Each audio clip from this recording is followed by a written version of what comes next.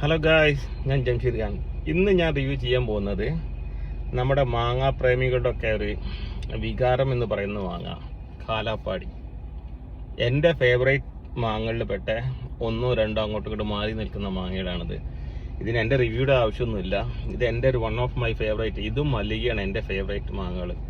Okay, ഇവിടെ കിട്ടുന്ന കാലാപ്പാടി എങ്ങനെയുണ്ടെന്ന് ഞാൻ പറയാം.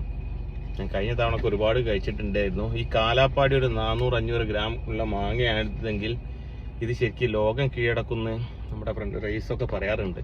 അപ്പം നല്ല അടിപൊളി മാങ്ങ കേട്ടോ. നല്ല ക്രീം. ഇതിൻ്റെ ഈ ഫ്ലഷ് സ്കൂപ്പ് ചെയ്തൊരു ബൗളിലിട്ടിട്ട് ഏതെങ്കിലും സായിപ്പന്മാർക്കൊക്കെ കൊടുത്തിട്ടുണ്ടെങ്കിൽ കണ്ണ് തള്ളും. വാ, എൻ്റെ പൊന്നു, ഒരു രക്ഷയില്ല കേട്ടോ. നല്ല ക്രീമി ബട്ടറി എന്നൊക്കെ പറയാം. ഇതിങ്ങനെ കഴിച്ചുകൊണ്ടിരിക്കുക. കാലാപ്പാടിൻ്റെ റിവ്യൂ എൻ്റെ ഒന്നും ആവശ്യമൊന്നുമില്ല. നല്ല കാലാപ്പാടി നോക്കി മേടിക്കുക, കഴിക്കാം. ഓക്കെ, വളരെ നല്ല മാങ്ങ കേട്ടോ കാലാപ്പാടി. നല്ല കായ്പിടുത്തമുള്ള കാലാപ്പാടി നോക്കി മേടിച്ച് വയ്ക്കാം. ഓക്കെ, ഒരു രക്ഷയില്ല.